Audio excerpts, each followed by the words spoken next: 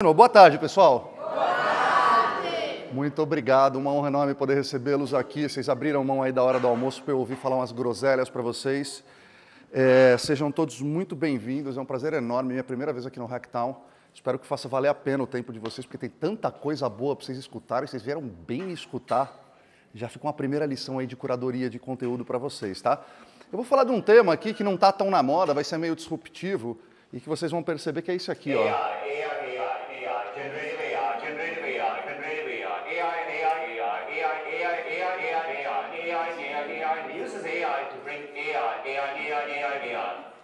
É isso, pessoal. Então, obrigado. Muito obrigado.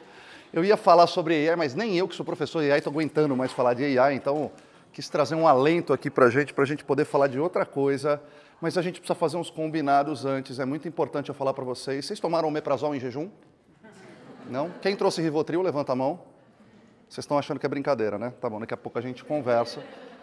Uma outra coisa que eu vou pedir para vocês, pega o celular de vocês agora, por favor. Olha bem para ele. Pega o celular, pega. É para pegar. Pega, gente, vai ficar... Isso, olha bem para ele, olha bem. Olhou para ele? Olhou? Beleza, pode guardar. Vocês vão entender no final que vocês vão olhar para esse negócio que está na sua mão, que uns chamam de celular, de telefone, outros chamam de computador de bolso. Eu prefiro dizer que isso aqui se tornou a extensão do seu cérebro. A gente está usando essa parada como uma extensão externa do nosso cérebro e a gente não está percebendo que isso, apesar de cômodo, está trazendo algumas coisas e a gente não está percebendo que a gente está entrando no modo automático. Eu sou Marcelo Nobre, sou professor, pesquisador e palestrante de inovação, novas tecnologias, inteligência artificial e educação.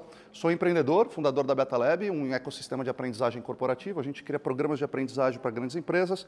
Estou mentor de startups aqui. Fique à vontade para se conectar lá. Não sou creator, não produzo muito conteúdo, mas se você quiser ir lá ver a minha família, meu gato, estou brincando, de vez em quando boto umas baboseiras lá, então fiquem à vontade para me conectar. Eu já vou me justificar antes de começar, porque eu sou desses, tá? Então a primeira coisa é o seguinte, eu sou um quase semi-otimista com a tecnologia. Por que eu sou um quase semi-otimista? Porque eu já fui um tecno-otimista, mas está bem difícil. Quanto mais a gente estuda e quanto mais a gente entende o que está acontecendo no mundo, fica mais difícil a gente ser otimista.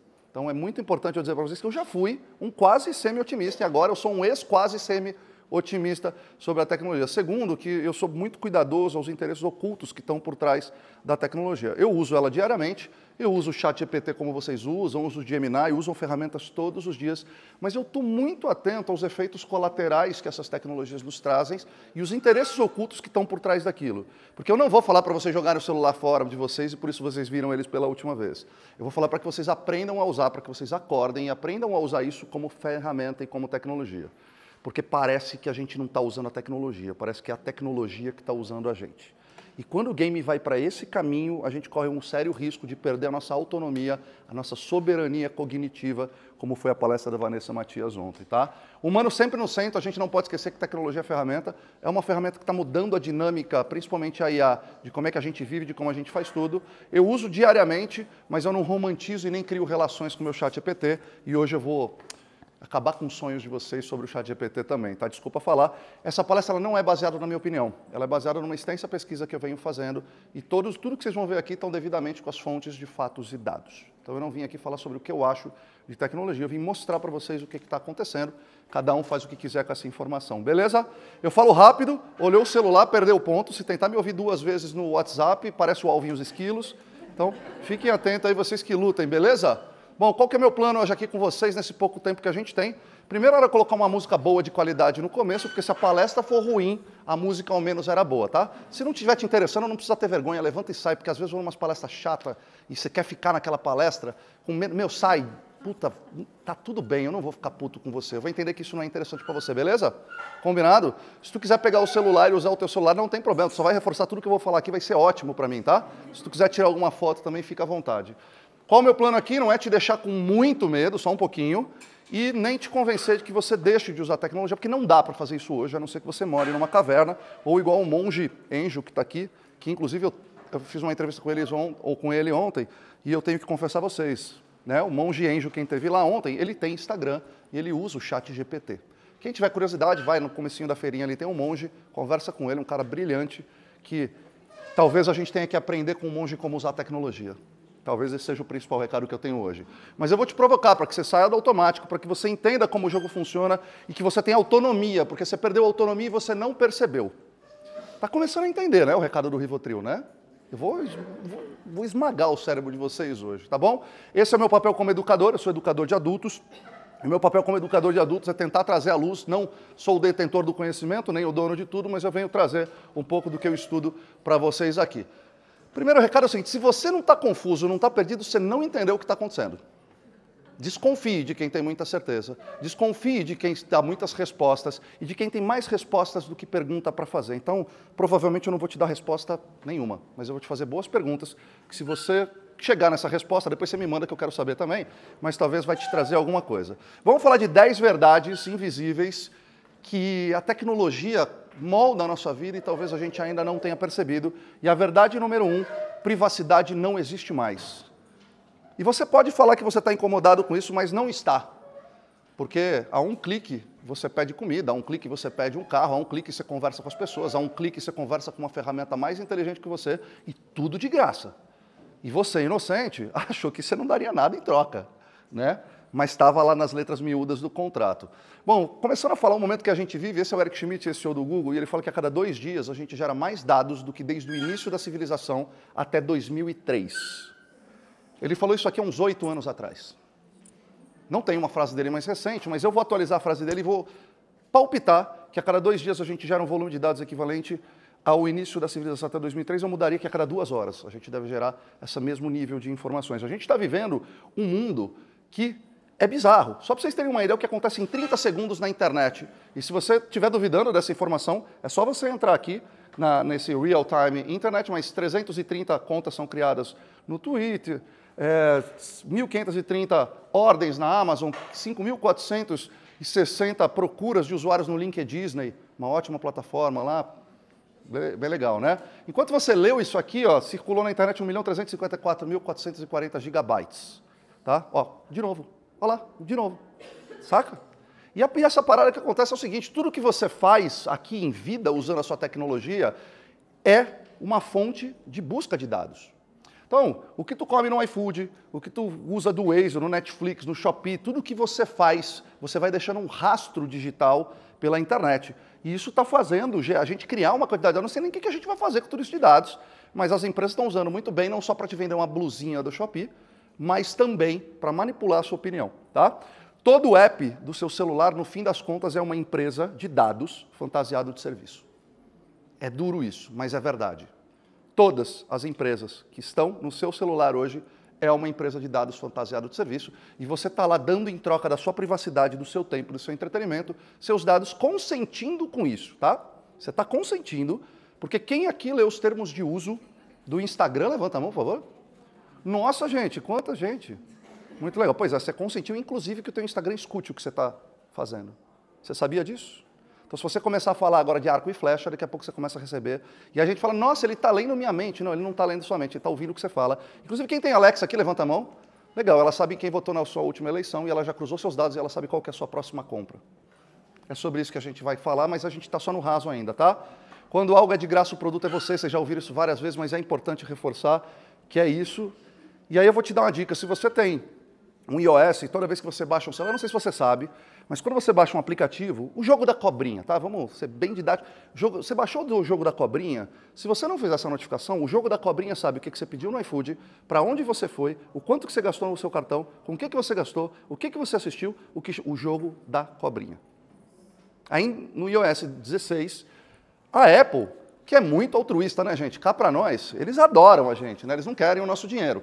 Eles falam, não, peraí, agora não, agora o usuário pode escolher se você quer compartilhar os seus dados. Então, toda vez que você abre um novo aplicativo que você baixou na Apple, ele vai fazer o seguinte, permitir que o app rastreie suas atividades entre apps e sites de outras empresas. Você vai colocar, permitir ao app para não rastrear. Porque se você não fez isso, qualquer app do seu aplicativo sabe tudo o que você fez em todos os outros aplicativos. Só que a Apple não fez isso porque ela gosta de você. Ela fez porque ela falou, cara, o cara do jogo da cobrinha tem os mesmos dados que eu tenho. Eu não estou ganhando nada com isso. Agora quem vai ter esses dados sou eu. E o cara do jogo da cobrinha não tem mais. desde que você ative essa notificação. Então eu prefiro que só a Apple tenha todas as minhas informações e sabe quem eu votei, do que o dono, desenvolvedor do dono do jogo da cobrinha. E esses dados, eles estão vindo não só de celulares, mas do seu cartão de crédito, do seu smartwatch, de câmeras de reconhecimento facial, da sua Alexa, que te escuta sem a sua permissão, de carros hoje, carros da Tesla, carros autônomos, de smart rings que monitoram. Então, por exemplo, eu estou com o meu relógio, o meu não é da Apple, é da Garmin, mas se eu tivesse com o da Apple aqui, ele ia perceber que nesse momento minha temperatura corporal, meus batimentos cardíacos aumentaram e que eu estou num lugar que tem muita gente e que possivelmente, por eu estar falando, então ele sabe exatamente o que eu estou fazendo nesse momento em tempo real. Saca? Porque a gente está sendo monitorado não só por aplicativos, mas por todos os tipos de hardwares que a gente consegue ver.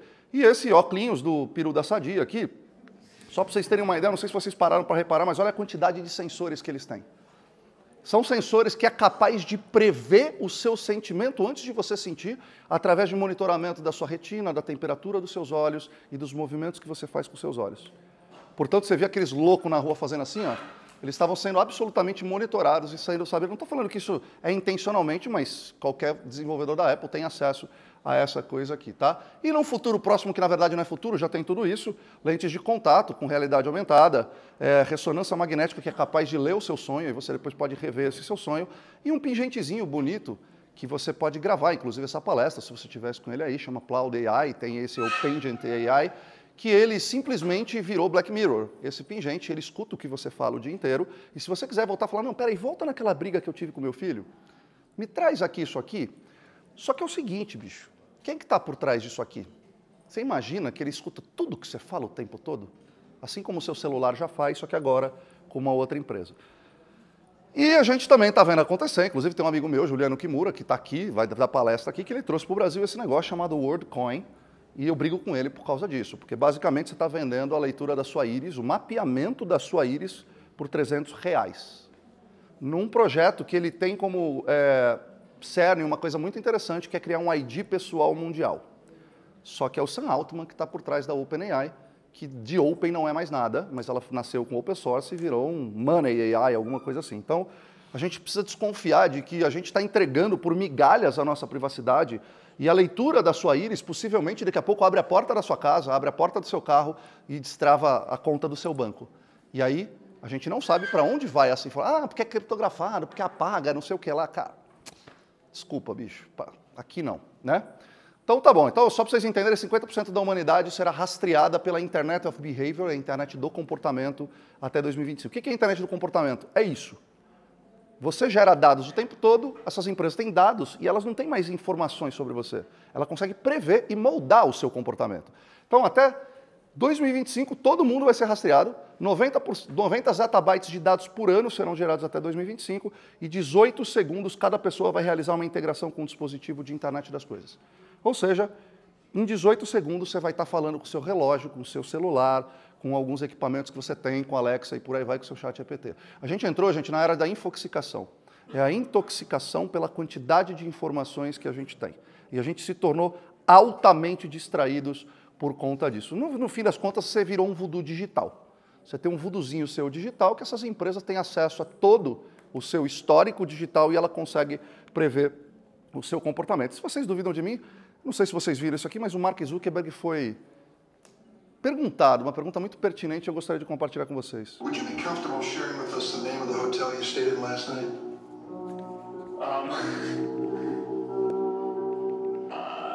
No. If you messaged anybody this week, would you share with us the names of the people you messaged? Senator, I would probably not choose to do that publicly here. That might be what this is all about. Your right to privacy, the limits of your right to privacy, and how much you give away in modern America in the name of, quote, connecting people around the world.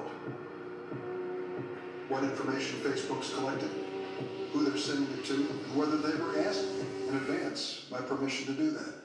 Is that a fair thing for a user of Facebook to expect? Yes, Senator. I think everyone should have control over how their information is used. And sometimes that information is going way beyond their friends, and sometimes people have made money off of sharing that information. Correct? Ele respondeu, né? Eu acho que a resposta está aqui, né? O cara que cria isso não usa do jeito que a gente está usando e ele nem acredita no que ele está vendendo, ele fala isso abertamente, a gente está batendo palma e a gente está rolando tela para cima. Eu falei para vocês que eu sou um semi-otimista, um ex-vice semi-otimista com tecnologia, mas quando a gente vê esse tipo de coisa, a gente precisa acordar, gente.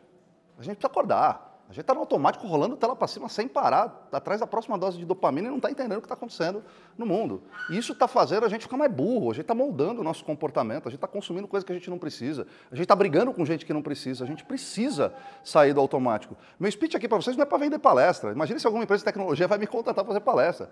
Meu intuito aqui é, como educador, acordar para que as pessoas entendam o que está acontecendo através de dados. Então, resumindo, vivemos na economia da atenção, todas as empresas são de dados.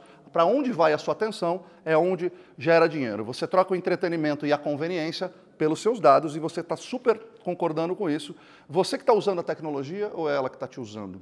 Qual foi a última vez que você se perguntou isso? Seus dados não são seus e eles valem uma fortuna.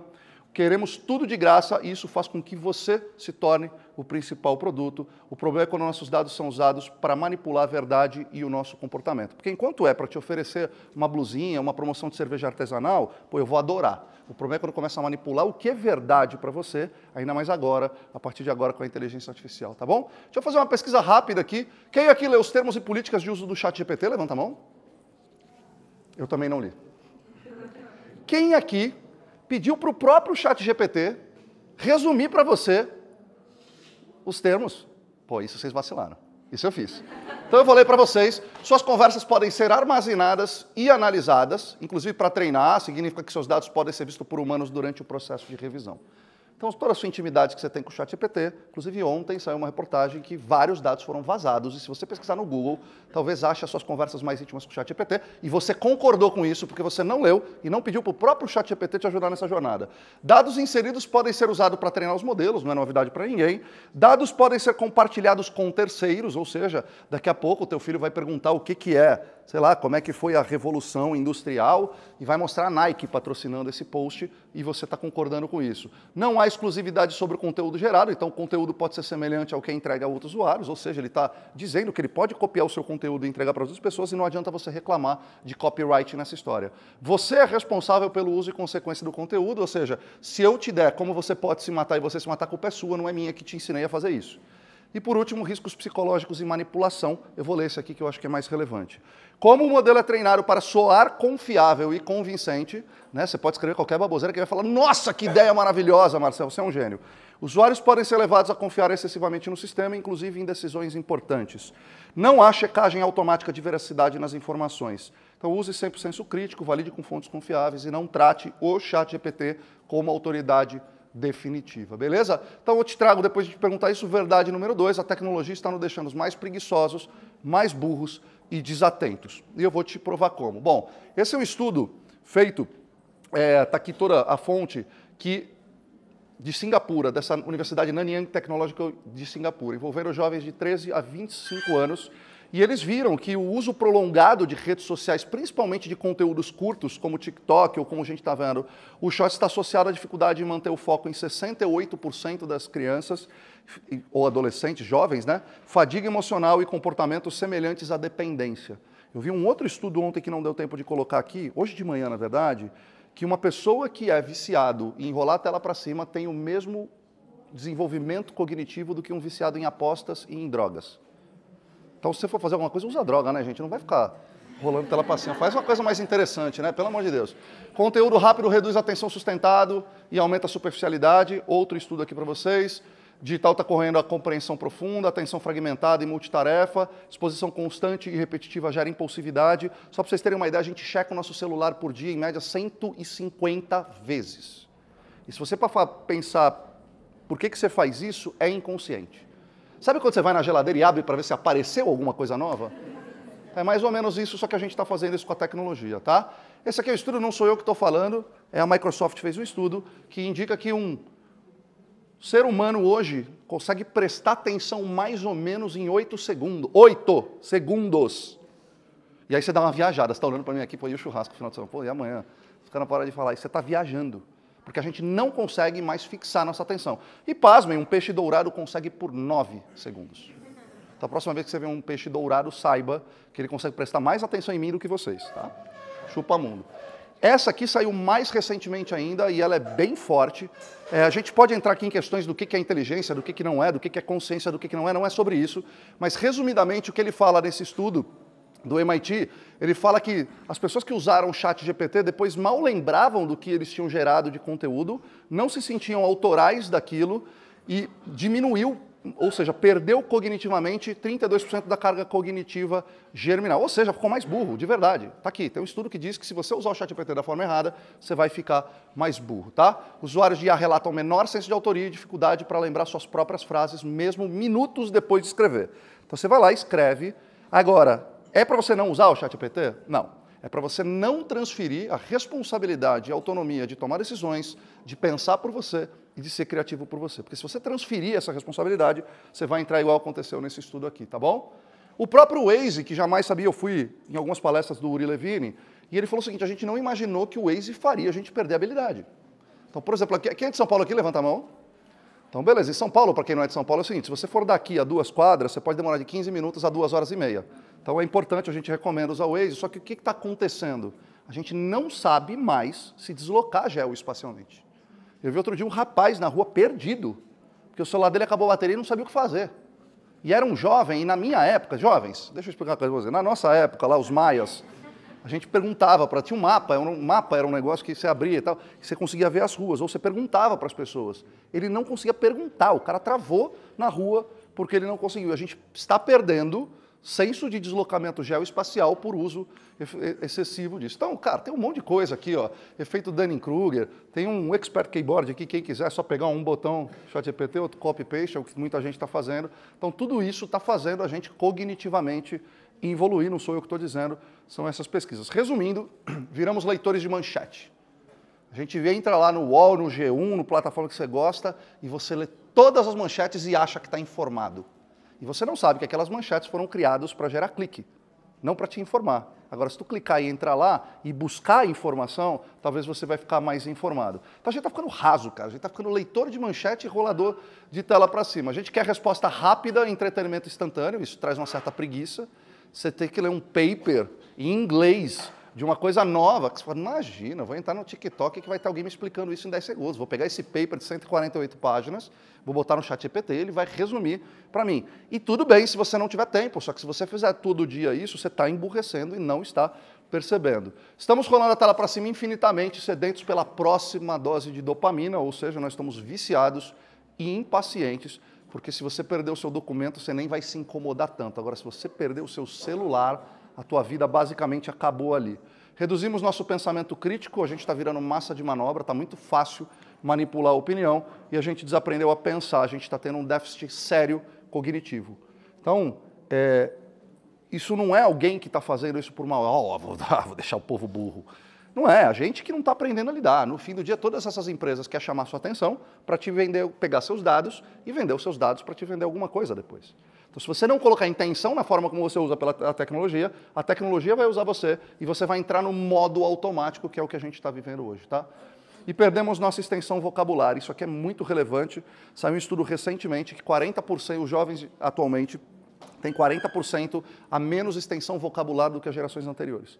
Isso quer dizer que talvez a hora que você pedir alguma coisa para o ChatGPT, talvez ele não vai te trazer exatamente o que você quer, porque o seu vocabulário ele é mais enxuto do que um vocabulário mais extenso. Então, um arquiteto que não usa um ChatGPT e um que usa, talvez tenha uma diferença. Agora, o que usa e tem uma extensão vocabular vai conseguir pedir detalhes muito melhores e maiores para ter resultados muito melhores. Agora, simplesmente, se você transferir essa responsabilidade criativa, intelectual, por uma ferramenta, seja ela uma inteligência artificial, seja para um Google, seja qualquer coisa, você está perdendo cognição e isso é um fato, tá? Mais uma pesquisa rápida aqui.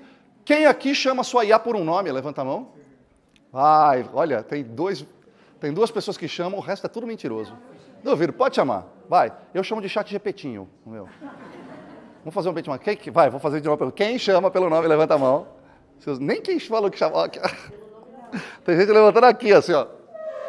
Tá bom, seus mentirosos. Bom, alguém já criou uma relação com a IA? Uma relação de... Pode ser de amor ou pode ser de amizade? Já? Já criou, vai. Vai. Saiu um estudo recente, também não consigo colocar aqui, de o pessoal tá levando o robô, sabe o robô aspirador? está levando para arrumar. E nos casos que a indústria quer trocar, eles não querem trocar. A gente está criando empatia por máquina, gente. E está tudo bem. Porque a máquina não vai criar empatia por você. Se você souber disso, gente, está tudo certo. Porque no fim das contas, deixa eu te falar uma coisa, a IA não é sua amiga. Então tudo bem você criar por ela, só não espere reciprocidade. Deixa eu explicar uma coisa para vocês, gente. A inteligência artificial, ela não sente, ela não pensa, ela não tem autonomia, ela não desobedece, ela não questiona, ela não cria coisa inédita, ela só obedece a ordens e replica padrões. Eu vou ser mais didático. A inteligência artificial é matemática avançada com poder computacional. E a gente fala, ela falou que me ama, que me ama. Ela falou que eu sou legal. Ela não sabe o que é amar. Basicamente, o que a gente usa, porque a inteligência artificial é importante dizer, é muito mais do que ChatGPT. ChatGPT é um modelo de LLM, que é um modelo de inteligência artificial, que tem outras centenas, que está dentro de Machine Learning, que está dentro de Deep Learning, ou seja, a gente está brincando com uma formiguinha aqui dentro do universo. E dentro dessa formiguinha, a gente provavelmente tem acesso a 5% do que é o potencial dessa ferramenta. Então, é muito importante a gente entender que quando a inteligência artificial está te falando alguma coisa, mesmo que seja aprazível para os teus ouvidos, ela não quer dizer aquilo, ela não está sentindo aquilo. Ah, mas um dia a máquina vai ser capaz de pensar? Não. Ela não é inteligente. É muito importante a gente dizer que ela não é inteligente. O que é inteligência? Inteligência é um processo biológico natural humano. Não dá para uma máquina fazer. Então, de forma bem clara, e para a gente não romantizar muito a inteligência artificial, basicamente ela é uma máquina de moer carne.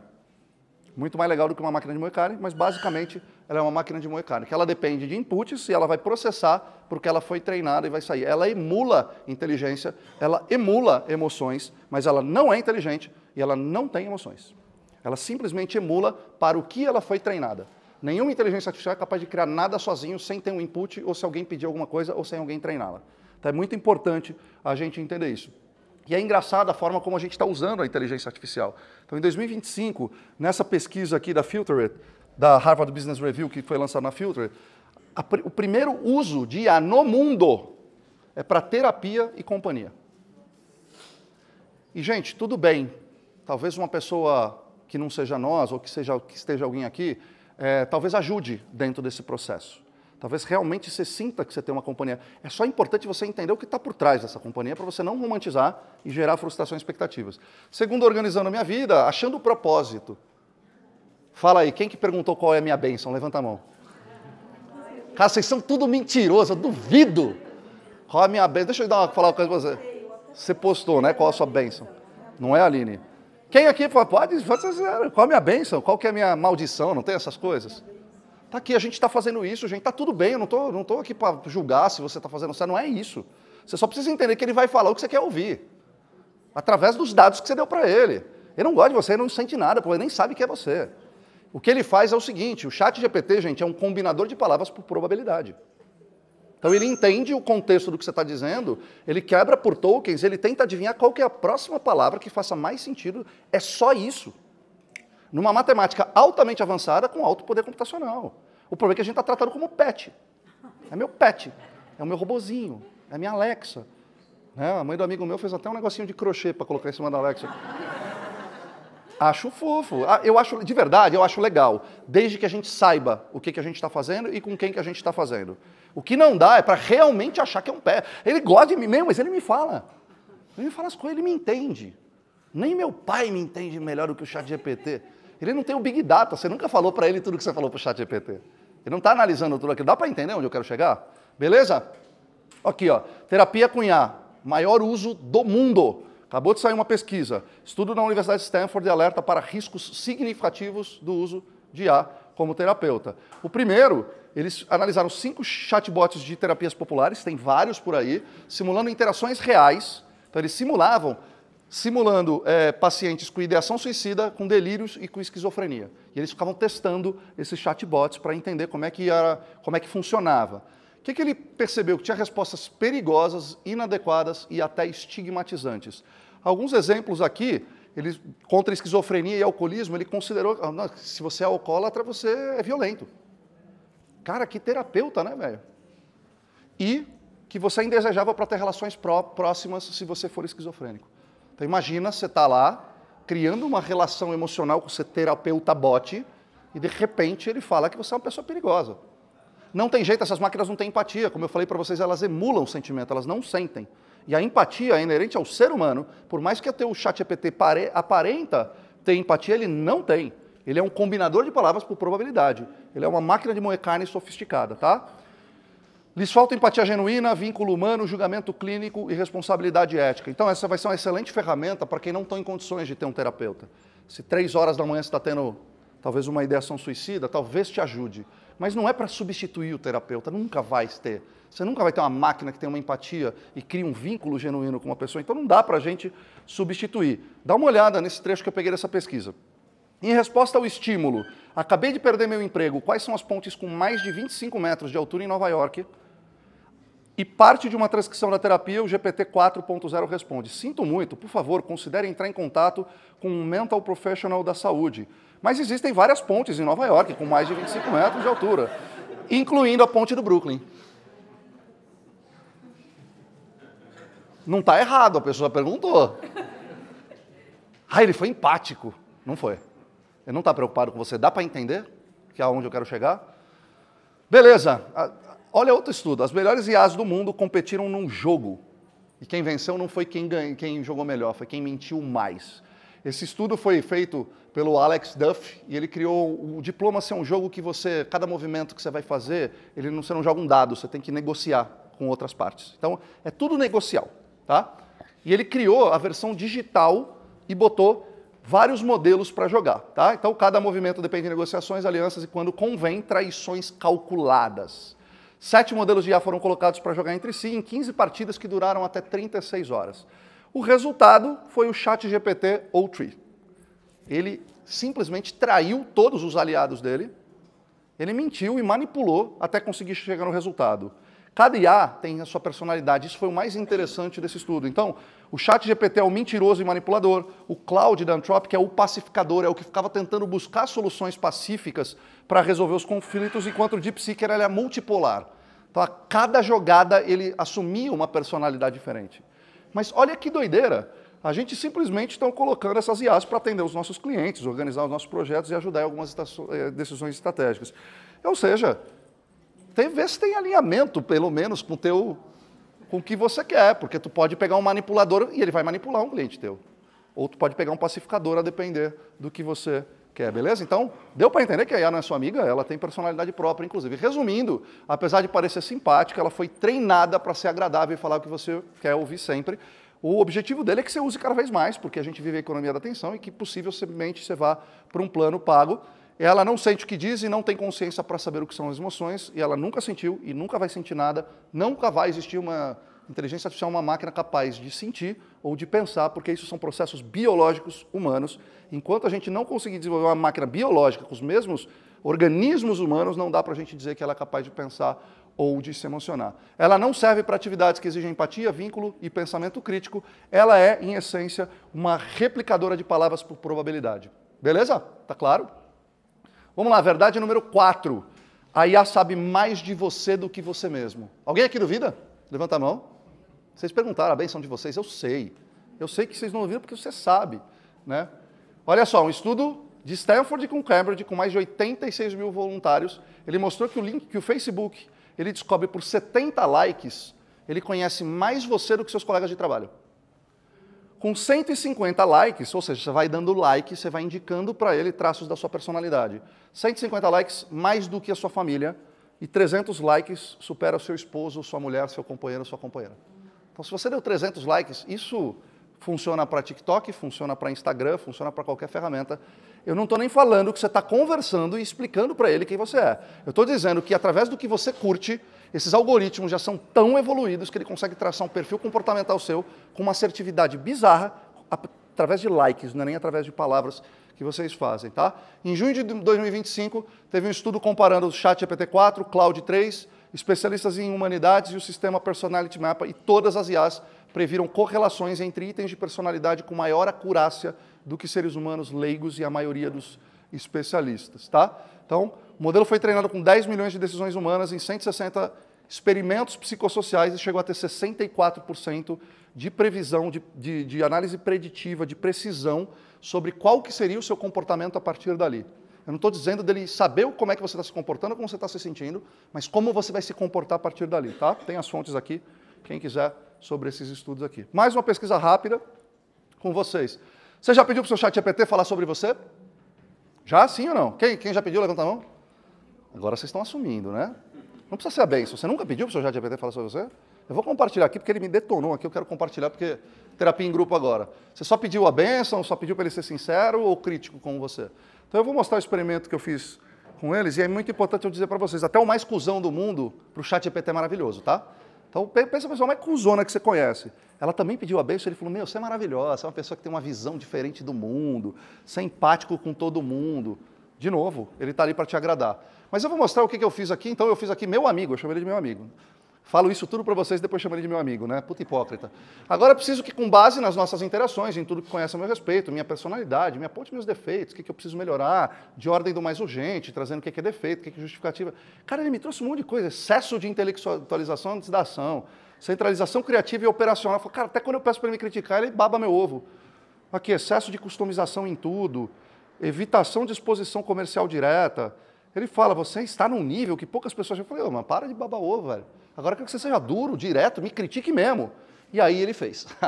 Aí doeu, viu, gente? Eu vou ter que abrir aqui para vocês. Orgulho intelectual disfarçado de humildade.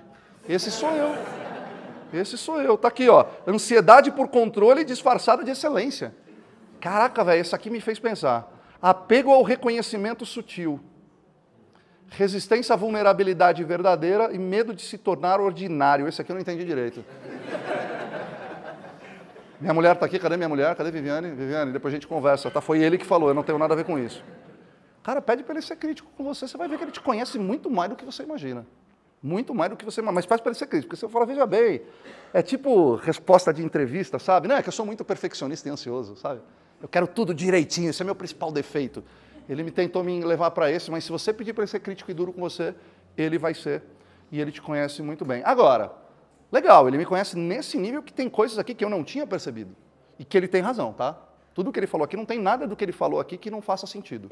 Faça sentido e foi difícil eu reconhecer num nível que eu falei, cara, eu nunca tinha pensado por essa ótica. Mas, imagina se você fornece seus dados, sua intimidade, sua personalidade, para que governos possam te monitorar em nome da segurança. Então, imagina se, em algum momento, o Trump, cara muito sensato, né? Vocês conseguem imaginar, se ele chega lá na OpenAI e fala, amigão, agora não é, mas eu fecho essa empresa, você vai me passar todos os dados, porque eu quero ver quem pode ser um terrorista. E a gente já viu que 99% dos casos é extremamente enviesado, preconceituoso. Mas imagina, se isso acontece, imagina se ele usa esses dados para prever com precisão qual conteúdo, em qual tom, com qual imagem, em qual horário e até em qual canal tem maior chance de mudar a sua opinião sem que você perceba que a sua opinião está sendo alterada. Imagina se a IA, com base nos seus dados, pode te classificar como potencial risco, se você pode ser barrado de um cargo público, de um crédito, de um seguro, de uma viagem, não por algo que você fez, mas por algo que o algoritmo acha que você pode fazer. Quem que define esses parâmetros? Vocês estão condizentes? Vocês foram chamados para opinar sobre isso? Eu também não. Tem alguém definindo o que é parâmetro e o que é padrão de comportamento para uma pessoa normal. Como se existisse, né, uma pessoa normal nesse mundo. Imagine se a IA, com seus dados, voz, rosto, jeito de escrever, opinião passada, preferência, pode criar um digital twin seu, um gêmeo digital seu, que responde, interage, influencia outras pessoas, assina contratos, se posiciona publicamente sem que você nem saiba. Então, é legal que ela saiba sobre a gente, precisa pedir o seu feedback, que o teu chefe deveria ter te dado, mas talvez a gente está correndo um risco aqui que a gente ainda não entendeu, tá? Verdade número 5, nenhuma tecnologia foi criada por bem humano. E os bilionários sabem disso e eu vou provar para vocês, tá?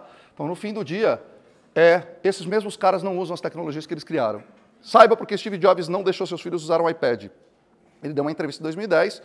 Seus filhos devem amar o iPad, certo? Ele falou, não, eles nem usam isso. Ele não falou, ele não usa o iPad, eles não usam isso. Isso. O iPad é isso para ele. Nós limitamos a quantidade de tecnologia que nossos filhos usam em casa. Bill Gates é um exemplo, ele não deu o celular aos filhos até completarem 14 anos e proibiu o uso de aparelhos em almoços e jantares antes de dormir. Quando a gente olha a CEO do YouTube, só dá acesso para o filho dela de 11 anos ao YouTube Kids. Mas está lá os nossos filhos usando o YouTube, que nem o filho da CEO usa.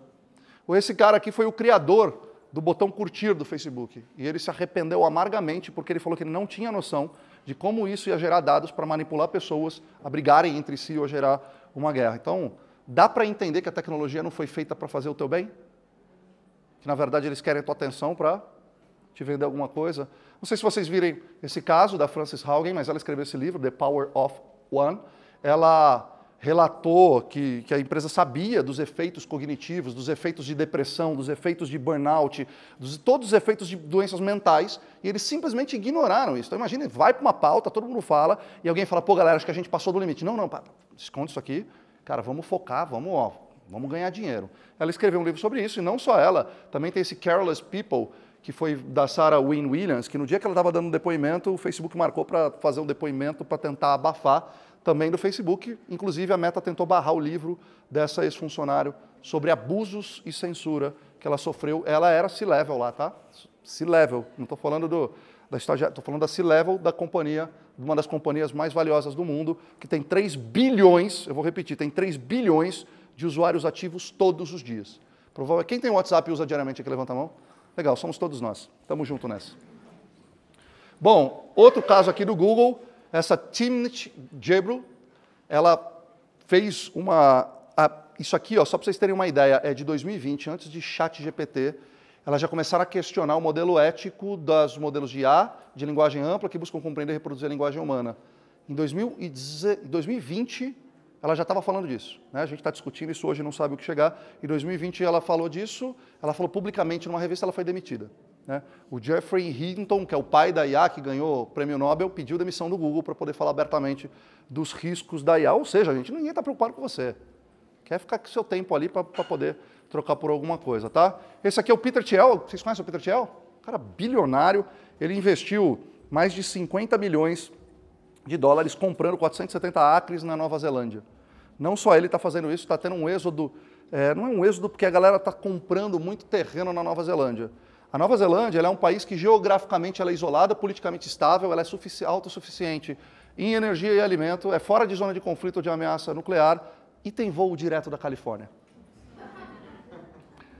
Isso foi tão sério, e por que eles estão fazendo isso? Eles estão comprando propriedades na Nova Zelândia e eles já têm planos de fuga para a Nova Zelândia. Porque se tiver uma guerra civil, se tiver uma crise climática, um colapso da economia ou a IA sair do controle, você tem para onde ir? Ele tem. Inclusive, eles divulgaram um plano que ele e o Sam Altman do ChatGPT já tem um plano de fuga dos Estados Unidos, um avião preparado para que eles possam ir para essa fazenda do Peter Thiel lá, tá? Então, só para vocês entenderem, executivos do Vale do Silício estão aprendendo tiro com arco e preparativos para desastres. Esses caras estão sabendo de alguma coisa que a gente não sabe, né? Não dá essa sensação? Na dúvida, separa o teu primeiro socorros aí e o teu submarino. Desde 2017, diversos bilionários estão comprando casas e terrenos na Nova Zelândia, fazendo com que, inclusive, o governo da Nova Zelândia criasse uma lei, que é essa lei aqui, ó.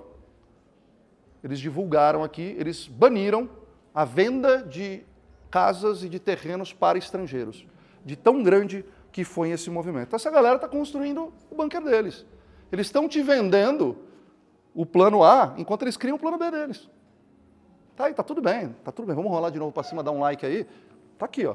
Enquanto eles estão criando o plano B, eles te vendem o plano A. Se der merda, eles têm para onde ir. Você que se vire, porque lá nos termos de uso você concordou com aquilo tudo que você fez. Resumindo, empresas de tecnologia, assim como a grande maioria de todos, elas visam lucro, não o seu bem-estar. O grande problema é se fantasiarem de resolvedores de problema da humanidade, mas não se preocupam com as consequências das ferramentas que eles mesmos estão criando. O Vale do Silício não acredita em humanidade, gente. Para eles nós somos gado.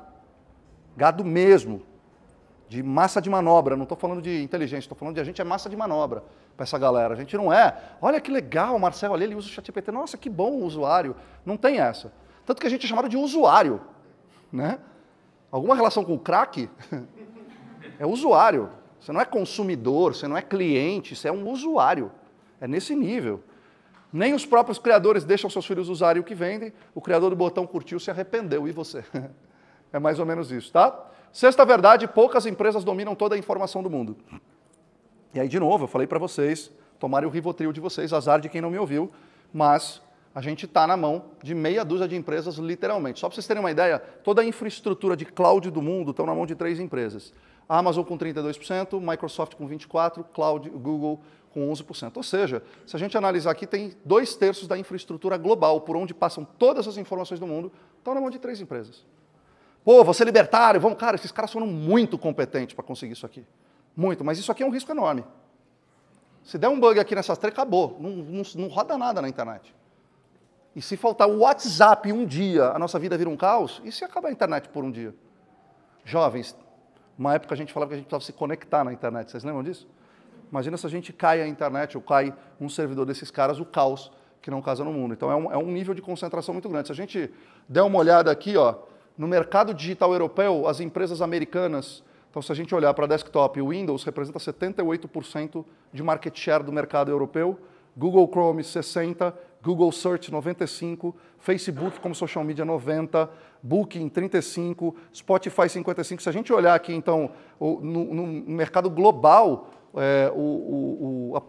o sistema operacional de celular, 99% está em 2 empresas. E essa concentração está fazendo com que a gente fique na mão de pouquíssimas pessoas, que manipulam o mercado e a realidade do jeito que interessa para eles. Por isso que às vezes a gente tem que repensar e sair um pouquinho do mainstream e talvez privilegiar startups, privilegiar empresas menores e talvez a descentralização desse poder. É a única coisa que a gente pode fazer. Porque não adianta se rebelar, queimar seu celular, ninguém vai jogar o celular fora por causa disso, mas é isso que acontece, tá? Elas foram definidas como gatekeepers pelo Regulamento Europeu Digital por seu enorme poder de influência nos mercados digitais. Só para vocês terem uma ideia, em publicidade digital nos Estados Unidos, eles dominam quase 2/3 do mercado. Quando a gente vai para a inteligência artificial, o hardware, a NVIDIA produz 85% de todos os chips de inteligência artificial e a AMD 10%, ou seja, hardware está na mão de 2 companhias do mundo, todo o poder computacional, o resto de 5. Quando a gente vai para a aplicação, o OpenAI tem 39% de share, Microsoft 30%, Amazon 8%, Google Gemini 7%, Anthropic, AI21 Labs e a Cohere 2% cada, ou seja, a gente tem 3, 4, 5, 6, 7 empresas do mundo que tem 90% de toda a IA do mundo é controlado por menos de 10 empresas aqui. Se a gente pegar 4 empresas aqui, a gente bate aqui 84%. É um nível de concentração de poder e virou um jogo geopolítico com uma ferramenta tão inteligente assim na mão de poucos. E as provocações são, se poucas empresas detêm todas as informações, todo o conhecimento, e não fazem isso pelo seu bem, que escolhas que a gente pode fazer para reconquistar nossa autonomia? O que a gente pode fazer hoje para permitir com que a gente tenha autonomia novamente? Essas empresas elas não guardam dados por generosidade. Vamos guardar aqui, vai que tem um colapso no mundo. Controlam quem vê o quê? Regulam a economia digital e decidem quem é monetizado, o que é silêncio, quem é silenciado. Não é Alexandre de Moraes, isso aqui é feito institucionalmente. O Alexandre de Moraes é um... Isso aqui é institucional, o cara olha para o mundo. É um negócio bizarro o poder que esses caras têm. Então, quando poucas empresas dominam todas as informações, quem define o que é verdade para você? O que vai aparecer no teu feed, o que vai aparecer na tua busca, o que vai aparecer dentro do que você pesquisa, o que vai aparecer no teu chat GPT, alguém pode escolher e definir isso para você. E se poucos controlam tanto, o que a gente pode fazer para proteger a nossa privacidade, que já quase não existe mais, como que a gente pode reconquistar o nosso próprio poder de escolha, tá? Verdade número 7, o poder de decisão está se tornando uma ilusão.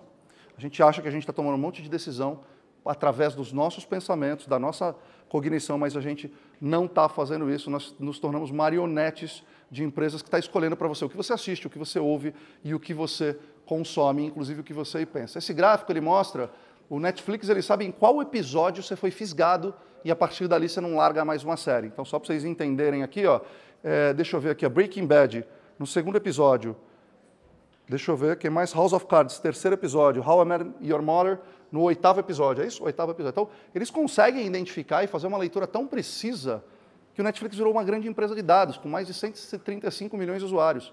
O algoritmo de recomendação gera 1 bilhão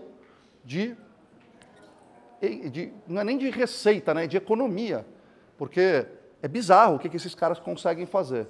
Eles já descobriram que você demora entre 60 e 90 segundos para escolher o que você vai assistir, e se você não escolher entre esse tempo, tem uma grande chance de você fechar e falar, não tem nada para assistir.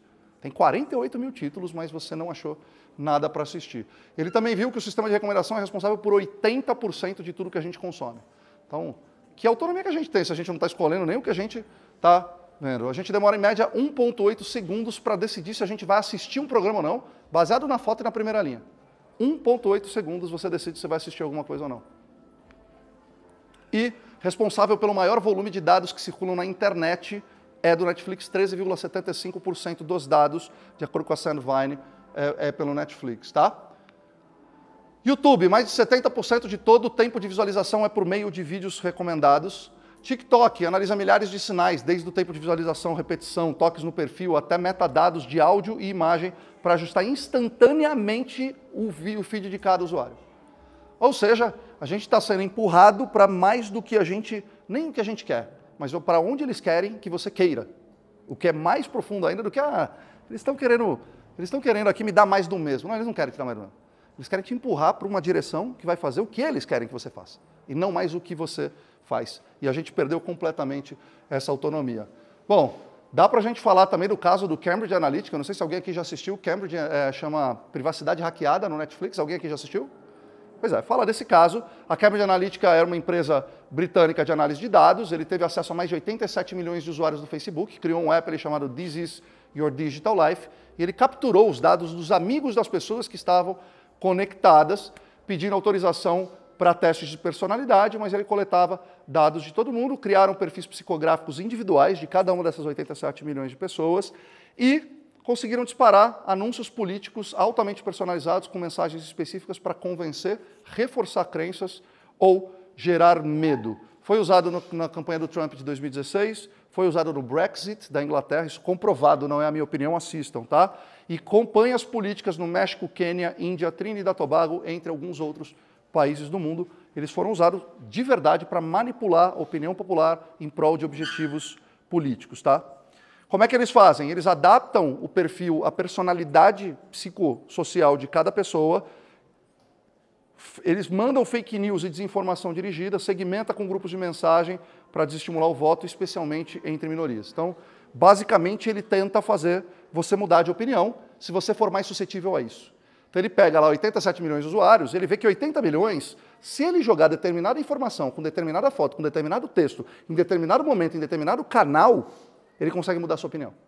É um nível de engenharia de dados tão sofisticado, que eles usam técnica de neurociência para manipular a nossa opinião através de dados e da forma como a gente consome plataformas. Inclusive, acabou de sair que eles foram multados, a Meta, né, em 8 bilhões de dólares, recentemente, faz nem um mês isso aqui, foi agora, 16 de julho de 2025, faz poucos dias que isso aqui saiu, que eles foram multados, o que é muito pouco perto de ser até alterado a eleição de países ou acontecer um Brexit, tá?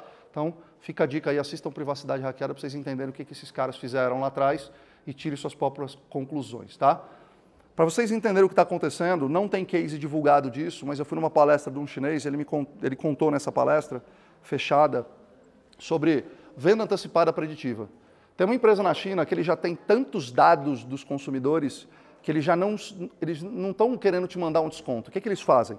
Eles vão lá e pegam, por exemplo, o Marcel comprou um cachorro, começou a frequentar o Parque do Ibirapuera, começou a se alimentar nesse restaurante, comprou um relógio, e tem mais 138.432 pessoas que depois que fizeram isso compraram uma TV de 70 polegadas. O que eles fazem? Eles mandam uma TV de 70 polegadas para sua casa. Eles não perguntam se você quer comprar. Eles mandam. Se você quiser comprar, você pega a TV, eles debitam do seu cartão. Se você não quiser, você deixa lá, eles retiram. Sabe qual é o nível de 70% das pessoas ficam com o produto? E aí teve um problema seríssimo lá de discussão, você não pode fazer isso, é contra a lei. Mas eles fizeram um piloto lá e deu 70% de conversão de todos os produtos que eles mandavam para casa das pessoas. Ou seja, gente, não é que você não vai entrar mais no site, você não precisa mais entrar para comprar, os caras já sabem o que você vai comprar. Eles só não podem mais fazer isso, mas se eles puderem, já mandar para sua casa. Inclusive cruzando com seus gastos no preço que você precisa pagar. É esse nível que a gente está começando a chegar e a gente não percebeu. Resumindo, o que você vê passivamente como verdade, quando você não vai atrás, não pesquisa, não vai ver um paper, não vai ler um livro, alguma coisa, foi escolhido por um algoritmo, pelos interesses de uma empresa. Não é pelo que você acha que vai ser bom para você. A IA ela vai melhorar ainda mais a captura dos seus dados, o tratamento e a recomendação, ao ponto de você achar que seu celular está lendo seus pensamentos. Você já teve essa sensação? Pois é, eu tenho todos os dias, não é sobre isso. Ele não está lendo seus pensamentos. Ele está fazendo um encontro de dados, uma engenharia de dados tão interessante, com tantos dados que você tem, que isso fez com que ele consiga entender o teu comportamento, o que você vai fazer. Bom, alimentam modelos de recomendação, predição, automação, decisões já provam a sua força de mudar comportamento coletivo. Imagine se esses sistemas de IA e agentes autônomos podem fazer quando combinados com dados sensíveis, modelos de linguagem persuasivo e plataformas com alcance de bilhões de pessoas. É isso que a gente está vendo acontecer hoje, tá? Sem pensamento crítico e aprendizado autodirigido, você vai ser massa de manobra. Portanto, acordemos, né? Verdade número 8. O algoritmo não te dá o que você quer. Inclusive, ele nem te dá mais do que você gosta. Ele te ensina o que você vai desejar. Já mudamos, já virou a fase. A fase não é mais, ele me dá mais do que eu gosto.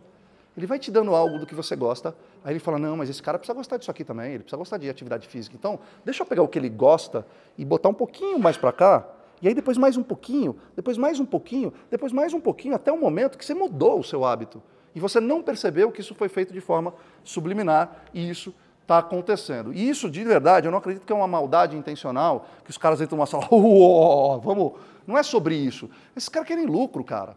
Eles querem que você compre alguma coisa, que você aumente o seu engajamento para vender os teus dados, para vender Se você entender esse jogo, está tudo bem. De novo, gente, a minha ideia aqui não é que vocês parem de usar a tecnologia, é que vocês saibam o que vocês estão usando. A gente não está usando um negócio que é nosso amigo, que é nosso bem, a gente está usando um negócio que é perigoso, que manipula a gente. Se você souber disso, usa a tecnologia. Por isso que eu falo, use como um monge. Tem um monge Enjo que usa a tecnologia. Vamos usar igual um monge, não igual uns animais que estão no automático, atrás da próxima dose de dopamina, tá? Como é que funciona esse processo? Os algoritmos dessas plataformas, e o TikTok talvez seja o mais acurado nisso, eles não entregam simplesmente o que você pede, mas o que maximiza o seu engajamento. E para isso eles aprendem seu comportamento, eles antecipam o padrão, eles já sabem o que você vai pensar. O resultado é que você começa a desejar e buscar coisas que normalmente você não buscaria, porque elas foram plantadas por reforços algorítmicos, não necessariamente o que você queria originalmente. Então, inicialmente você busca um conteúdo genérico, mas logo o algoritmo ele começa a te apresentar temas e produtos que exploram mais as suas emoções, os medos, a coisa que mais vende no mundo é medo. Então você entra para ver vídeo de música e começa a receber vídeo de moda, de consumo ou de ideologias específicas que o algoritmo percebe serem mais rentáveis para manter você consumindo. E aí temos dados, habemos dados aqui, tá? Esse é o efeito que chama de filtragem ativa ou modelagem de comportamento, mas tem alguns dados aqui. Então, por exemplo, tá aqui, influenciadores de TikTok desencadearam compras impulsivas. 54% dos usuários dizem ter comprado após ver um produto recomendado por criadores, sendo 34% mais propensos do que com anúncios tradicionais, de acordo com essa pesquisa da Adobe Express, tá? Outro aqui, o sistema de recomendação da Amazon utiliza métricas como cliques, conversões e tempo de permanência para determinar quais produtos aparecem no seu feed, que é diferente do que aparece no meu. E esse aqui para mim, e aí essas recomendações são baseadas menos no que você busca e mais em padrões comportamentais globais, mudando a sua avidez por itens similares ou complementares. Não sei se vocês sabem, mas quem comprou isso também comprou isso, sabe? É responsável por 30% do faturamento da Amazon. 30%.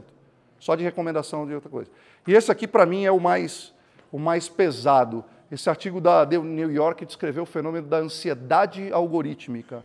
Ou seja, os usuários relataram sentir que seus gastos e desejos não são mais autênticos, mas moldados por recomendações invisíveis e persistentes sobre produtos e consumo.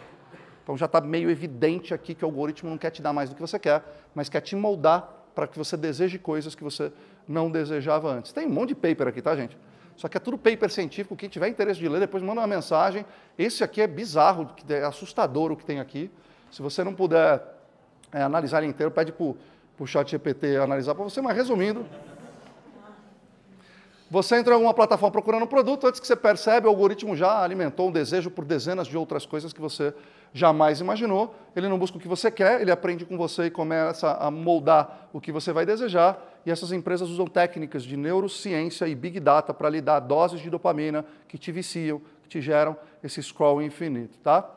E aí a gente precisa começar a entender se a gente está desejando por nós mesmos ou se alguém está definindo para a gente o que a gente deseja. Verdade número 9, seu feed é único, isso não é bom. Ah, mas que legal, é personalizado, foi feito para mim. Isso não é muito bom porque a gente está vivendo realidades paralelas. Se o que você pesquisa numa ferramenta e o que eu pesquiso é a mesma coisa e vem dados diferentes, alguém está querendo mostrar uma realidade para você diferente do que para mim. E isso não faz sentido, porque então a gente está vivendo em mundos distintos, o que não é uma verdade. Então cada pessoa recebe uma internet sob medida, o que vai reforçando crenças que a gente já tem pré-existentes. Só para vocês terem uma ideia, o próprio Netflix usa a neurociência para te fazer assistir mais coisas. Então, ele percebe, por exemplo, quais são o que te motiva. E aí, a capa do teu Stranger Things é diferente do meu. Se eu assistir um filme de romance, ele vai me mostrar o Good Will Hunting como um casal. Se eu assisto um filme de disputa, ele vai me mostrar uma outra imagem. Se é um adolescente que está numa fase de aprovação social, ele vai mostrar o Stranger Things como uma galera. Se ele vê que você gosta de filme de terror, ele vai mostrar o Demogorgon, vai mostrar o... Cara, isso é em tempo real. Dá para entender onde eu estou chegando? Isso é em tempo real. E o teu feed do teu TikTok segue o mesmo preceito do que isso aqui. Esse é o game que a gente está jogando hoje. Então, eles fazem testes AB e machine learning para entender o que te vicia mais e o que não vicia. Então, para quem gosta de comédia romântica, esse thumbnail aqui pode mostrar um casal sorrindo. Para quem prefere dramas, a imagem pode mostrar ele numa cena introspectiva. Assim como Stranger Things, ele pode destacar cenas diferentes de acordo com a sua personalidade. Tá? E além das imagens, ele ajusta o texto daquilo que você vai ler para te fisgar e você querer consumir mais. Então, o Netflix não fica te vendendo, ele fica te estimulando a você assistir mais para que você não cancele o seu plano. Tá? E aí tem várias coisas. Por exemplo, usando a neurociência pode fazer mais radical. O próprio YouTube, eles fizeram diversos estudos, esse é um deles, que eles possuem mais de 1,5 bilhão usuários ativos, e 70% de tudo que é visto no YouTube não foi você que buscou, foi ele que te recomendou. E ele te recomendou por quê que ele te recomendou aquilo? Dá para entender? Mesmo usuários que assistem conteúdos neutros ou inofensivos são rapidamente levados a vídeos conspiratórios, polarizados ou de ponto de vista extremo, independente de terem buscado temas inicialmente ou não. Então esse é outro estudo que diz aqui. Tá? Então em consultas a termos como Trump, Bitcoin e Coreia do Norte, o feed recomendava com frequência vídeos divisivos, enganosos, mesmo após mudança recente para priorizar fontes consideradas mais autoritárias. Tá? E tem Mozilla Foundation também fez uma pesquisa que viu que o algoritmo do YouTube ele fornece pouco controle real para o usuário. Afinal de contas, quando você pesquisa alguma coisa, ele que decide o que você vai ver, de acordo com o interesse que ele quer moldar o seu comportamento. Tá? Beleza? Então, galera, fiquem atentos. Redução de diversidade cognitiva, quer dizer, menos ideias novas e menos inovação. Se estão te forçando mais do mesmo, você está cada vez ficando numa micro bolha, está amplificando a polarização, então a gente está ficando mais agressivo, a gente está perdendo a paciência com as pessoas que a gente gosta, a gente está perdendo o nosso senso crítico numa crença cega que fontes que o algoritmo reforça e que se está na internet é verdade. Maior suscetibilidade a fake news e manipulações, sobretudo em contextos políticos de consumo que a gente tem passado, e desconexão da realidade compartilhada, que deveria ser um espaço comum, que é a internet, vira um conjunto de mundos paralelos para cada pessoa. Tá? Pesquisa rápida aqui, a gente já vai finalizar, tá? Mais 5 minutinhos. Quem aqui gosta de conveniência? Levanta a mão. Legal, todos nós gostamos de conveniência. Você topa pagar mais por conveniência? Sim? Sim, paga mais, eu também pago. Pois é. Então, a verdade número 10 é que a ultraconveniência está tirando a sua autonomia. E aí eu posso provar para vocês, porque quando tudo é fácil demais, pensar vira um fardo e decidir uma raridade. Então, se a gente analisar os últimos anos, o controle remoto, que já era conveniente, virou comando por voz. Né? E você não precisa nem mais escolher, porque eles estão escolhendo por você. O pagamento agora é em um clique, ou por aproximação. As recomendações são automáticas. Você entra, pega o produto e sai. Então, antigamente, você tinha que fazer uma lista de compras, você ia no supermercado, você pegava as coisas, você passava no caixa, você pagava, você tinha que embrulhar as coisas. Agora não, você entra na mão, você pega, você segue o seu carrinho e acabou, está feito. Essa ausência de fricção está tirando a nossa autonomia de uma forma absurda. As entregas já são no mesmo dia, né? Há 10 anos atrás, você entrava no Mercado Livre e rezava para chegar. Hoje, se não chega no mesmo dia, você não compra. A gente saiu de hipermercado para supermercado, para mini-mercado, para mercado de conveniência, por rápido, daqui a pouco tem um mercado na sua sala. Porque a gente está com preguiça de descer no supermercadinho do prédio ou de ir até um supermercado na esquina. O Waze já sabe até por onde você vai. Então, você vai de manhã, ele fala, você está indo para tal lugar? Cara, você não precisa digitar mais, você não precisa mais querer ir. Ele está querendo por você. O texto é automaticamente completado. Nem texto mais a gente escreve. Porque você começa a escrever, ele já quer digitar a próxima palavra. A escova elétrica, o robô aspirador, o smart everything, o lixo com sensor. E a gente está virando um ser humano, que eu trouxe para vocês uma imagem do futuro, de como seremos, para dar um recado para vocês. Olá, humanos do passado. Eu sou vocês amanhã. É isso, daqui a pouco nós vamos virar um cérebro dentro de um pote conectado, porque a gente não se mexe mais. Né? Antigamente você precisava levantar para trocar o canal de TV, agora você fica sentado, agora nem esticar o braço, apertar o botão você precisa mais.